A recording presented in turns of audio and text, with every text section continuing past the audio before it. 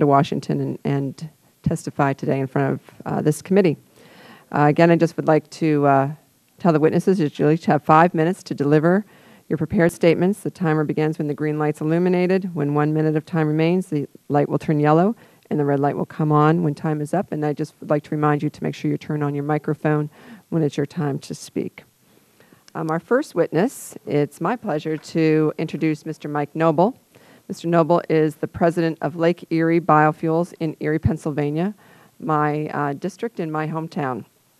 Mr. Noble helped build the facility, which represents the 4th biodiesel plant he has played a significant role in building. I'm proud to say that Lake Erie Biofuels is Pennsylvania's first large-scale biodiesel production facility, producing 45 million gallons of biodiesel annually. As a leading producer of biodiesel in the northeastern United States and as one of the 50 hottest companies in bioenergy, Lake Erie Biofuels has proven that they can compete on a national and even global level. Thank you so much for coming in to testify today.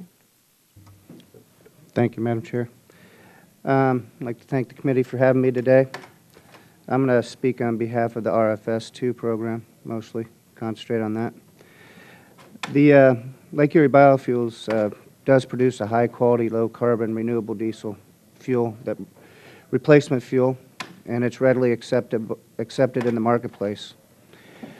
The U.S. biodiesel industry is the only game in town when it comes to commercial scale production of biomass-based diesel, as defined in the RFS2. The production of U.S. biodiesel is consistent with an energy policy that values and displacement of petroleum diesel fuel with low-carbon renewable fuel. There are significant energy security and environmental and economic public policy benefits associated with biodiesel use, yet the industry finds itself in the midst of an economic crisis which threatens the future and viability. The MBB and its associates are not seeking or asking for a creation of a new program, only a stable, reliable policy framework for the one that exists. Implementation of a workable, realistic RFS2 program is key component to the framework. RFS2, for the first time, requires a renewable component in the U.S. diesel fuel and provides a readily attainable schedule for biomass-based diesel that increases from 500 million gallons in 2009 to 1 billion gallons in 2012. To qualify for the program, renewable fuel must reduce greenhouse gas emissions by 50% compared to conventional diesel. However, I would like to point out that the cutout for biodiesel, when they talk about the grandfathering, biodiesel, this cutout is not part of that grandfathering, so therefore we would not qualify. The science pertaining to direct emissions is well established. The USDA DOE life cycle study was initially published in 1998 and has been continually refined and updated since this time. According to the model, biodiesel reduces greenhouse gas emissions by 78%. By statute, the EPA must consider significant indirect emissions when calculating renewable fuel emissions profiles. Unfortunately, it appears that the proposed rule by EPA unveiled May 5th relies on certain inexact assumptions pertaining to indirect land use change and calculating biodiesel greenhouse gas emissions profiles.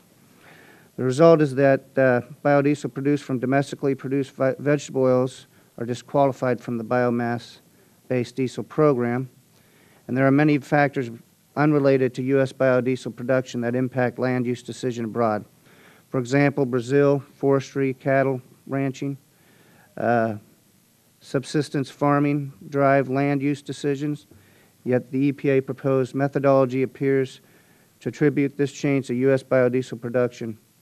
This assumption defies common sense. If you look, in fact, at the acreage in Brazil dedicated to soybean cultivation actually decreased from 2004 to 2008, while U.S. biodiesel production increased from 25 million gallons to 690 million gallons. If U.S. biodiesel production drove Brazilian land use decisions to the degree that the EPA's proposed rule asserts, the opposite would be true.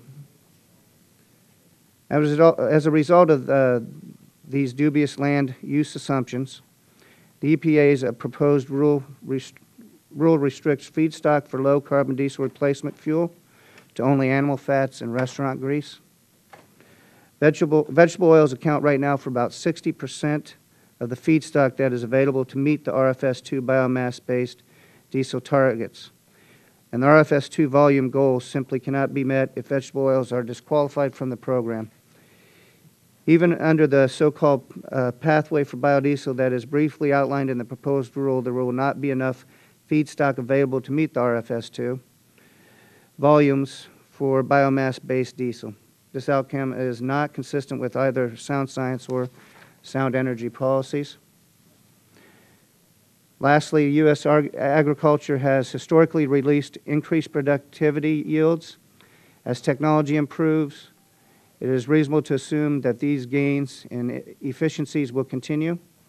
As these efficiencies are realized both domestically and around the globe, the potential impact of the land use change due to biofuels production will be further diminished, and this must be recognized in the EPA's greenhouse gas emissions calculations.